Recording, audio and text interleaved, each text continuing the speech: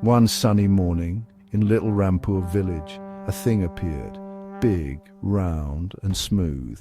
It was an egg, a giant egg, bigger than a bullock cart. It sat in the village square, right near the old banyan tree. No one knew how it got there. It hadn't been there last night. Just poof, it arrived. Oh, it was so very strange. Villagers came running. Out of their small huts they gasped, they whispered, their eyes wide with shock. "What is it?" squeaked little Meena.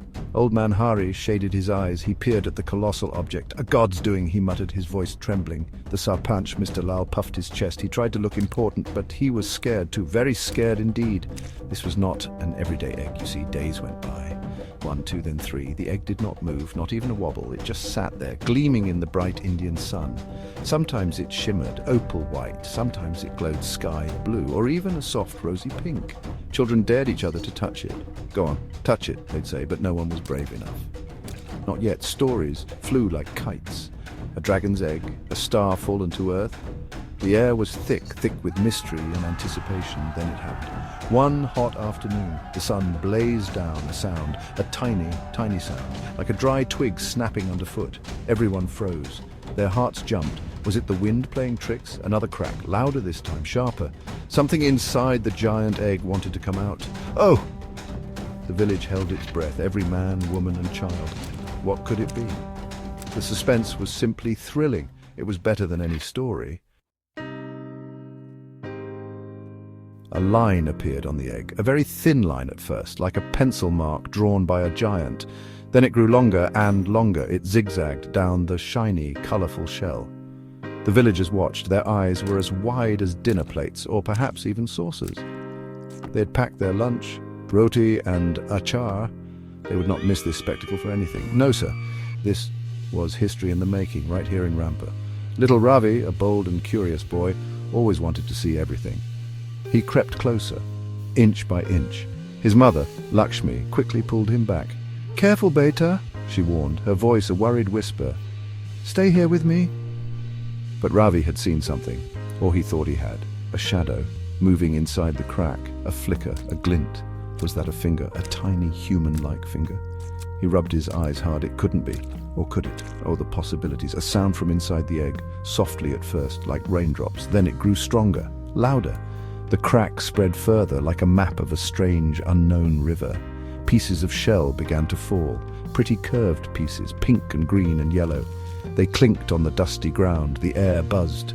Not with bees, mind you, but with pure, unadulterated excitement. What was coming? What magical thing was about to be born? A hole, a small hole appeared, big enough for a ripe mango to pass through, but no mango appeared, no fearsome beak, no sharp claw, just darkness inside, a mysterious, deep darkness. The tapping went on, relentless. The hole grew, bigger and bigger still. Soon a man could almost put his head in if he dared. But who would dare? What if something snapped at his nose? The tension was almost unbearable. Suddenly a hand, a real human hand. It poked out from the hole, wiggling its fingers, pale, slender fingers. The crowd gasped as one, a collective intake of breath. A hand from an egg? This was not a giant chicken then, or a monstrous lizard. This was a man? Oh, this was truly peculiar, utterly, wonderfully strange. It was beyond anything they had ever imagined in their wildest dreams or their scariest nightmares. The hand pushed. More shell broke away. It tumbled down. Then an arm followed, a smooth, pale arm, then a shoulder, and then, oh my goodness, a head.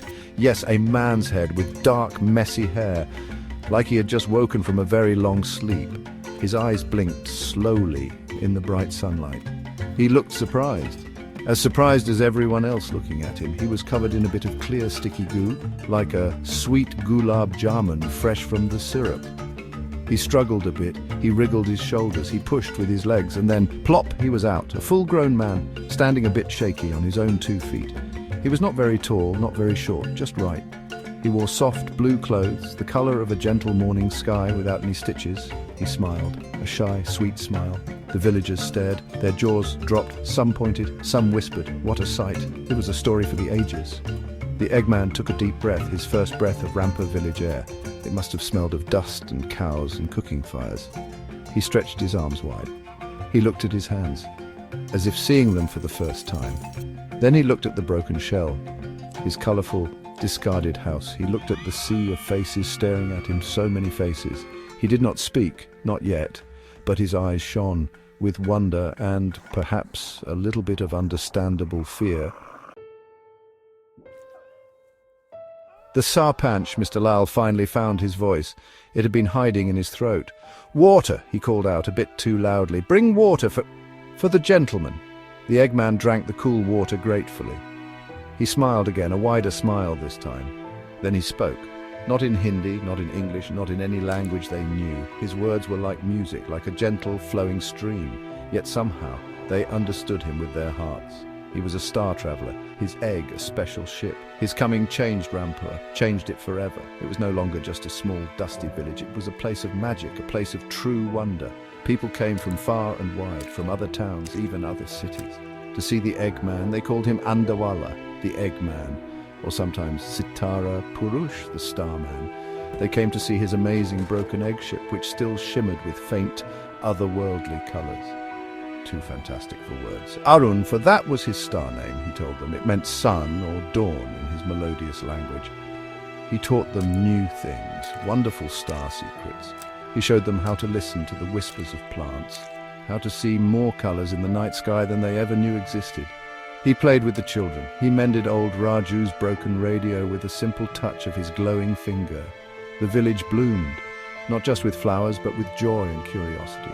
Life in Rampur was never the same again, never ordinary, never dull. The Eggman Arun showed them the universe is big, so incredibly big, full of surprises and marvels. Extraordinary things can happen, even in a small, quiet village like Rampur, to the most ordinary of people, all because of a giant, beautiful egg, and the gentle man who came out, a truly cracking tale indeed, and everyone lived more wonderfully ever after.